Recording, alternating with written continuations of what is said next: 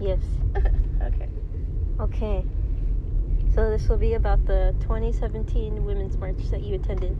Oh, yes. Okay, so I'm going to ask it. Okay, I'm going to start now. Okay. You attended the 2017 Women's March. How did you hear about this event?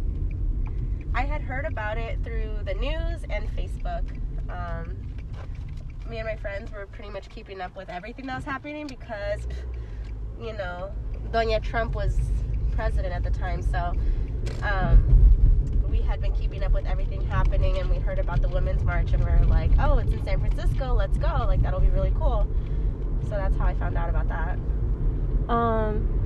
For what reason did this march come about? Well, the march itself was kind of a protest to, I guess, for women. What is this person doing? It was because of things that Trump had already said about women and a lot of our women's rights, and very disgusting. And this is the whole grab them by the pussy era too.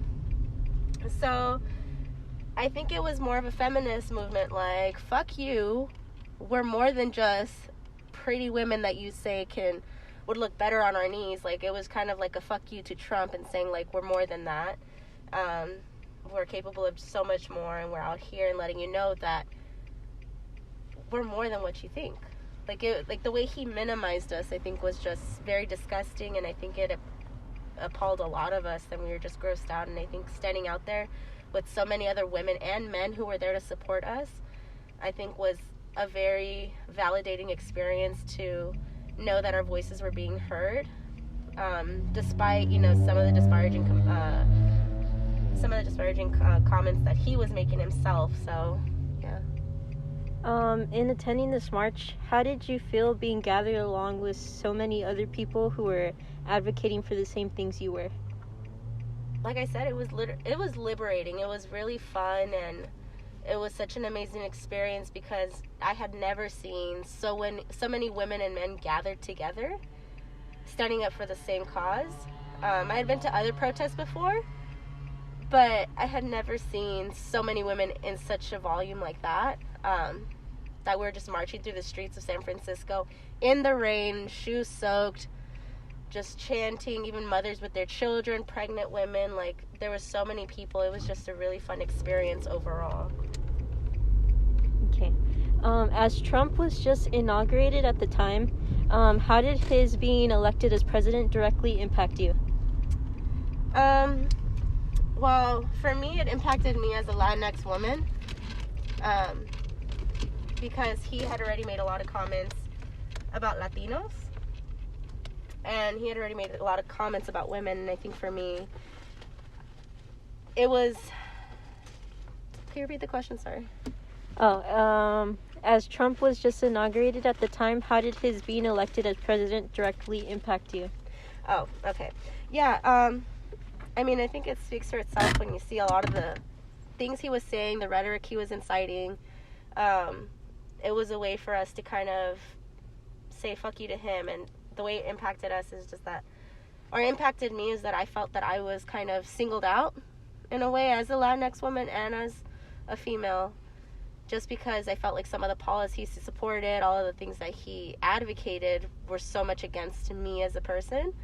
And even throughout his presidency, like even, was it last year that he made Dia de los Muertos national remembrance of Americans killed by immigrants, and he said it specifically against Latinx people, Latinx individuals. So I feel like he's done a lot to just be harmful to people of color, to all BIPOC people, and to women. Yeah. Do you believe his presidency has inhibited the progression of women's rights? No. I think he tried, but a lot of us women were like, fuck you. Sorry, you can edit that out. I think I could curse. A lot of us were just like, fuck you, like, you thought that you could say this about us and you could do this to us. But I think it's kind of, in a way, it's lighted a fire in a lot of women. Or, you know, just people with uteruses. I think it's just incited this passion to be like, F you, we're going to stand up for our rights. Who cares what you think? You're no one to us. Like, we're here, we're loud, and we're proud. And we're going to make our voices known. We're not going to curl up in a ball and let you have your way with us, just like you thought things could be like back in the day. No, like, we're in a different era. This is us now. And we're not leaving. We're not moving from where we are. You're going to, no matter how painful it is for you, we're going to be here. Yeah. So moving on from that Trump guy, can you describe any moment in your life where you felt most empowered as a Latina woman? Ooh, I think that's something that's only happened until recently. For me, it's been more of... Hold on. For me, it's been more of the mere fact that I'm getting more connected to my indigenous side, or my indigenous roots. And that's something that I think a lot of Latinx people are still coming to terms with and decolonizing their mindset and what they've been brought up with.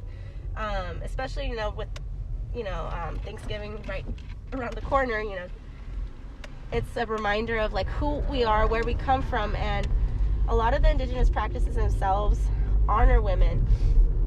They honor women for the ability to bring life into this world, and I think there's nothing more powerful than embracing that about ourselves and realizing that we're much more than what society deems women to be. Women are strong. Women are able to be mother and father. They're able to create life and are so resilient and strong. And even now more than ever, I feel more confident in myself, knowing that I have ancestors that were so strong and fought for our freedoms and,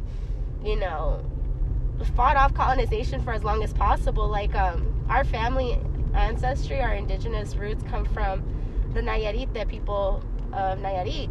And when I was doing research about that, I found out that they were the last indigenous group to be colonized in Mexico. They actually fought off the Spaniards for 272 years before finally acquiescing, before losing their final battle with them. But imagine, Cortez arrived in late 1500s, and our indigenous group, the tribe we came from, literally said F you to them too and fought. So just to know that I have that warrior ancestry, my ancestors were warriors, and knowing that there's women and men that back then that fought for us, I think kind of gives me that power and makes me feel empowered. And I've never felt more comfortable in myself as a woman, especially a Latinx woman, now that I identify more with my culture and I'm starting to reconnect with my ancestry. So yeah. Okay, last question. Have you attended any other protests after the 2017 Women's March? Unfortunately, no, because after that Women's March, I started going to school. I got really busy with work, and then I enrolled in grad school, and I've kind of been nonstop with grad school. But I've attended I feel like I've attended those protests in, I guess in spirit. I haven't been able to attend them 100%, but one thing I have been able to do is like go and drop off water and snacks for people that are at the protest. When Sean Monterosa, when he was killed by Vallejo PD, I couldn't attend the protest just because it was at the height of the George Floyd riots and the protests and all that. So one of the things that I felt that I can do at the bare minimum was to provide sustenance for them. Leave them milk for, if they're pepper sprayed, provide water, provide snacks, just something to get them through the marches, even though I wasn't able to attend. So that was the least I could do in that sense. Okay, thank you for answering my questions. You got it.